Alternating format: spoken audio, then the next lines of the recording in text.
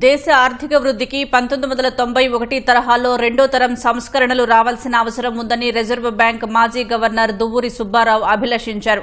కేంద్రంతో పాటు రాష్ట్రాలు అప్పులు తగ్గించుకోవాల్సిన అవసరం ఉందన్నారు. రెవెన్యూ వ్యయం తగ్గించుకునేందుకు రాయితీల కోతపై తక్షణమే దృష్టి సారించాలని వ్యాఖ్యానించారు. ఉచితాలకు అందరూ కళ్లెం వేయాలని, కేంద్రమే చొరవ తీసుకుని ఏకాభిప్రాయం కోసం ప్రయత్నించాలంటున్న దువ్వూరితో ఈటీవీ ముఖాముఖి. వికసిత్ భారత్ పేరిట కేంద్ర ప్రభుత్వం నిర్దేశించిన లక్ష్యాల సాధనల కోసం తీసుకోవాల్సిన చర్యలతో పాటు ఇతర అంశాలపై మనతో మాట్లాడేందుకు రిజర్వ్ బ్యాంక్ ఆఫ్ ఇండియా మాజీ గవర్నర్, ప్రముఖ ఆర్థికవేత్త దువ్వూరి సుబ్బారావు గారు. నమస్కారం. వికసిత్ భారత్ పేరిట కేంద్ర ప్రభుత్వం భారీ లక్ష్యాన్ని నిర్దేశించుకుంది. ఈ లక్ష్య సాధన కోసం కేంద్ర ప్రభుత్వం రాష్ట్రాల మధ్య సంబంధాలు ఎలా ఉంటే బాగుంటుంది అనుకుంటారు? ఏమైనా మార్పులు అవసరం అంటారా మీరు? తప్పకుండా మార్పులు అవసరం అండి. ఎందుకంటే మనం చూస్తూనే ఉన్నాము, కేంద్రం రాష్ట్రాల మధ్య సంబంధాలు కొంచెం తెగిపోతున్నట్టున్నాయి. చాలా రాష్ట్రాలకి కేంద్రం అంటే వాళ్ళకి సహాయం చేయట్లేదని, పొలిటికల్ ప్రాబ్లమ్స్ వస్తున్నాయి. అంటే నాన్ ఎన్డీఏ పార్టీ రూల్ చేసిన స్టేట్స్ ఏమో సెంటర్ మా మీద చాలా కంట్రోల్ చేస్తుంది, మాకు రావాల్సిన నిధులు ఇవ్వట్లేదు, గవర్నర్స్ అపాయింట్ చేసి మమ్మల్ని కష్టాలు పెడుతుంది అని వాళ్ళకి చాలా ఆక్రోషంగా ఉందన్నమాట. సో ఈ సంబంధాలు మెరుగుపడితే కానీ వికసిత్ భారత్ అవ్వాలంటే చాలా చేయాలి. ఈ సంబంధాలు మెరుగుపరచడం కూడా ఒక ముఖ్యమైన అంశం. 1991లో వచ్చిన ఆర్థిక సంస్కరణలు దేశ గతిని మార్చాయి. అంటే ఇప్పుడు మళ్ళీ ఆ దేశానికి సంబంధించిన అటువంటి ఆర్థిక సంస్కరణలు అవసరం ఉందంటారు. వస్తే ఎట్లుంటే బాగుంటుందని మీరు అనుకుంటారు? తప్పకుండా అవసరం అండి. అందరూ సంస్కరణల గురించి మాట్లాడినప్పుడు 1991 వెళ్తారు. ఎందుకంటే అప్పుడు మనం చాలా పెద్ద సంస్కరణలు చేసాము, ట్రాన్స్ఫర్మేటివ్ చేంజ్ వచ్చేసింది.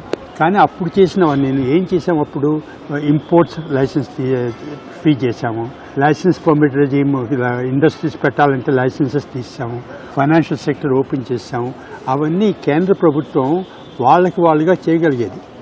ఇప్పుడు చేయవలసిన సంస్కరణలు, మన ల్యాండ్ సంస్కరణలు కానీ, లేబర్ కానీ, ట్యాక్సేషన్ కానీ, ఇన్వెస్ట్మెంట్ కానీ, ఇవన్నీ జరగాలంటే కేంద్రం వాళ్ళు సొంతంగా చేయలేదు, స్టేట్స్ సపోర్ట్ కావాలి. సో అంచేత రెండో జనరేషన్ సంస్కరణలు కావాలంటే కేంద్రంకి స్టేట్స్ సపోర్ట్ కావాలి, కేంద్రంకి స్టేట్స్కి మధ్యన సంబంధాలు మెరుగుపడాలి. ఇటీవల కాలంలో చూస్తున్న రాష్ట్రాలకు కేంద్రం నుంచి ఇచ్చే నిధులు కావచ్చు, గ్రాంట్ల విషయంలో కొంత చర్చ జరుగుతుంది. మీరు ఇందాక అన్నారు కొంత నాన్ ఎన్డీఏ రాష్ట్రాలు తక్కువ ఇస్తున్నాను. అంటే ఈ విధానం ఎట్లుంటే బాగుంటుంది అంటారు? నిధులు ఇచ్చే విధానం కావచ్చు, గ్రాంట్లు ఇచ్చే విధానం కావచ్చు. అంటే దీనికి చాలా మనకు హిస్టారికల్గా ఒక ప్యాటర్న్ ఉందండి. ఫైనాన్స్ కమిషన్ అంటూ ఉంది. ఆ ఫైనాన్స్ కమిషన్ వాళ్ళు మన రిపోర్ట్ ఇచ్చారు. ఆ రిపోర్ట్లో సెంట్రల్ గవర్నమెంట్ వాళ్ళు ఎంత కలెక్ట్ చేసిన ట్యాక్సెస్లో ఎంత స్టేట్స్కి ఇవ్వాలి, ఆ స్టేట్స్కి ఇచ్చే పూలు ఎలాగ డిస్ట్రిబ్యూట్ చేయాలని. అంటే ఏ స్టేట్కైనా ప్రతి స్టేట్కి గ్రివాన్స్ ఉంటుంది. ఎందుకంటే కొంత ఎలిమెంట్ ఆఫ్ క్రాస్ సబ్సిడైజేషన్. కొన్ని స్టేట్స్కి తక్కువ ఇస్తే కొన్ని స్టేట్స్కి ఎక్కువ ఇస్తారు. ఇంగ్లీష్లో అంటారు చూసా, జీరో సమ్ గేమ్ అని. సో ఇంప్రూవ్ చేయడానికి అవకాశం తప్పకుండా ఉంది. కేంద్ర ప్రభుత్వం విధించే సెస్ల నుంచి మాకు రాష్ట్రాలకు నిధులు రావట్లేదు, ట్యాక్స్ల నుంచి అయితే వాటా వస్తుంది, సెస్ల నుంచి రావట్లేదు అంటారు. దీనికి సంబంధించి చాలా రాష్ట్రాలు ఆందోళన వ్యక్తం చేస్తుంది. ఈ విధానంలో ఎటువంటి మార్పు వస్తుంది? కాన్స్టిట్యూషన్ ప్రకారం కేంద్ర ప్రభుత్వం ట్యాక్సెస్లో వచ్చే షేర్ స్టేట్స్కి ఇవ్వాలి, కానీ సెస్సెస్ సర్చార్జెస్లో కలెక్ట్ చేసింది స్టేట్స్కి ఇవ్వనవసరం లేదు. అంచేత సెంట్రల్ గవర్నమెంట్ ఇన్సెంటివ్ ఏంటి? ఇప్పుడు ₹1 ట్యాక్స్గా కలెక్ట్ చేస్తే 41 పైసలు స్టేట్స్కి ఇవ్వాల్సి వస్తుంది. అదే కానీ సెస్గా కలెక్ట్ చేస్తే ₹1 వాళ్ళకే ఉండిపోతుంది. అంచేత సెంట్రల్ గవర్నమెంట్ ఏం చేస్తుంది? గత 10 సంవత్సరాల నుంచి ఇంక్రీజింగ్ గాను సెస్సెస్ సర్చార్జెస్ పెంచుతూ పోయిందన్నమాట. దాంట్లో స్టేట్స్కి షేర్ రావట్లేదు. అంటే స్టేట్స్ కొంచెం ఆవేదనగా ఉంది, వాళ్ళకి కొంచెం కడుపుమంటగా ఉందన్నమాట. ఆ సెస్సెస్ సర్చార్జెస్ తగ్గించి అంతా ట్యాక్స్లో కలిపి స్టేట్స్కి కూడా షేర్ ఇస్తే మంచిది. రాష్ట్ర ప్రభుత్వాలు తీసుకునే అభివృద్ధి కోసం అప్పులు కావచ్చు, లేకుంటే బడ్జెట్ వెలుపల కొన్ని రుణాలు తీసుకుంటారు. వాటికి సంబంధించి బాగా చర్చ జరుగుతుంది. కేంద్ర ప్రభుత్వం కొన్ని ఆంక్షలు కూడా పెట్టింది. వీటికి సంబంధించి ఎటువంటి విధానాలు అవలంబిస్తే బాగుంటుంది మీరు? అంటే కేంద్రం రాష్ట్రాలు కూడా అప్పులు తగ్గించాలండి. ఒక రాష్ట్రం కాదు, ఒక కేంద్రం అనే కాదు, మన దేశం అంతా కూడా ప్రభుత్వాలు అప్పులు తగ్గించే అవసరం చాలా ఉంది. ఎందుకంటే అప్పులు పెరిగిపోతున్న కొద్దీ ప్రతి సంవత్సరం అప్పు పెరిగిపోతూ ఉంటే ఇంట్రెస్ట్ పేమెంట్కి ఖర్చు అంతా పోతుంది, మిగిలిన దానికి ఖర్చు మిగలటం లేదు. అంటే అందరూ తగ్గించాలి. ఎవరు ఎంత తగ్గించాలన్నది అందరికీ ఒకటే కాకుండా ఎవరి స్తోమత ఎంత ఉంది, ఎవరు ఎక్కువగా అప్పుపడి ఉన్నారో వాళ్ళు ఎక్కువ తగ్గించాలి. అలా చేస్తే బాగుంటుంది. మీరు మొత్తం కేంద్ర రాష్ట్ర బడ్జెట్లు చూసిన ఇటీవల కాలంలో రెవెన్యూ వ్యయమే ఎక్కువ పెరిగిపోతుంది సార్. రాష్ట్ర ప్రజల కోసం ఎటువంటి చర్యలు తీసుకుంటే బాగుంటుంది అంటారు కేంద్ర ప్రభుత్వం కానీ రాష్ట్ర ప్రభుత్వం కానీ? ఎందుకంటే ఇప్పుడు మనం ట్యాక్సెస్ కలెక్ట్ చేస్తారు, అప్పులు తీసుకుంటారు, రిసోర్సెస్ వస్తాయి, అదేమో ఖర్చులు పెడతారు. అది అంతా కూడా రెవెన్యూ వ్యయం చేసి అంటే జీతాలు, పెన్షన్స్, సబ్సిడీలు, వడ్డీలు పేమెంటు దానికే అయిపోతుంటే ఇంకా లాంగ్ టర్మ్ గ్రోత్ రావడానికి ఏం చేయాలి? క్యాపిటల్ ఎక్స్పెండిచర్ చేయాలి కదా. అంతే రెవెన్యూ వ్యయాన్ని తగ్గించడానికి చాలా పెద్ద అవసరం ఉంది. అంటే ఎటువంటి చర్యలు తీసుకుంటే బాగుంటుంది ప్రభుత్వాలు దీనికి సంబంధించి రెవెన్యూ ముఖ్యంగా తగ్గించే శాలరీస్ తగ్గించడానికి ఇమీడియట్గా అవకాశం లేదు, పెన్షన్స్ తగ్గించడానికి అవకాశం లేదు, ఇంట్రెస్ట్ పేమెంట్స్ అప్పు తీసుకున్నాం కాబట్టి తగ్గించే అవకాశం లేదు. సో ఇమీడియట్గా షార్ట్ టర్మ్లో అవకాశం ఉన్నది సబ్సిడీలు తగ్గించడం.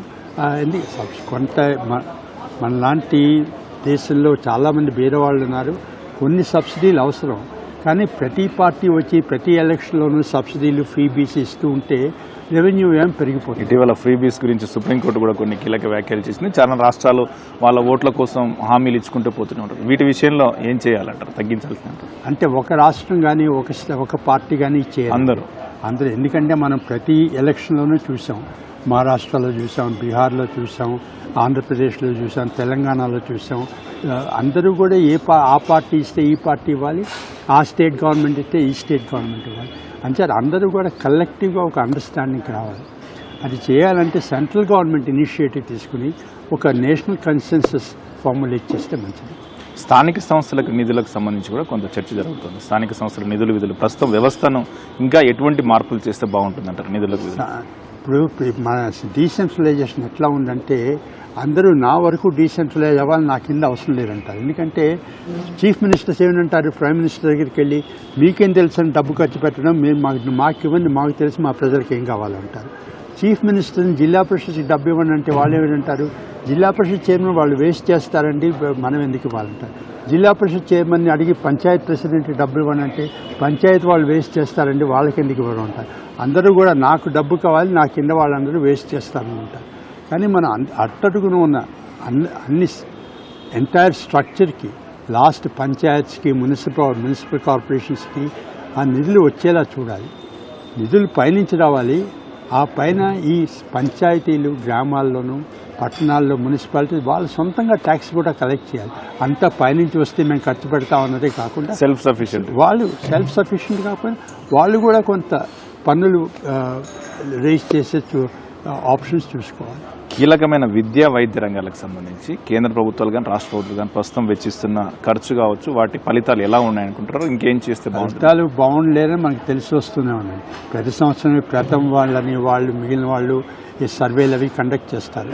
మనం డబ్బు ఖర్చు పెడుతున్నాం, పిల్లలకి చదువు చెబుతున్నాం, ఖాళీ వాళ్ళకి అచీవ్మెంట్ రావట్లేదు.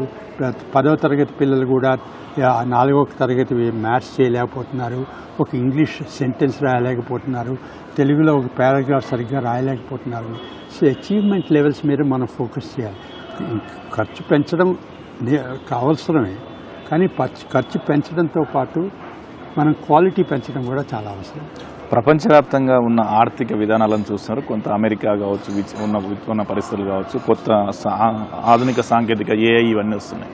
ఈ పరిస్థితిలో కేంద్ర ప్రభుత్వం కావచ్చు, ఇటువంటి విషయాలు ఎటువంటి చర్యలు తీసుకుంటే బాగుంటుందని దేశానికి మీరు సూచిస్తారు? మన పెద్ద ఏఐ సమ్మిట్ అయిందండి, అంతా మనం చూస్తున్నాం, దానికి మించి నేనేం చెప్పలేను. కానీ మనం కూడా ఏఐ మనం ఎలాగ డెవలప్ ఎవరికి కూడా పూర్తిగా తెలియదు. ఫోర్ ఫ్రంట్లో రీసెర్చ్ చేస్తున్న వాళ్ళకి కూడా ఏఐ ఎట్లా అవుతుంది, వచ్చే సంవత్సరం ఏం చేస్తుందని చెప్పడం కష్టం అవుతుంది. కానీ మనం మన దేశానికి ఏఐ మనం ఎలా డెవలప్ చేసుకోవాలి, మన అవసరాలకి ఎలాగ దాన్ని ఉపయోగించుకోవచ్చు అని మనం చూసుకుంటూ ఉండాలి.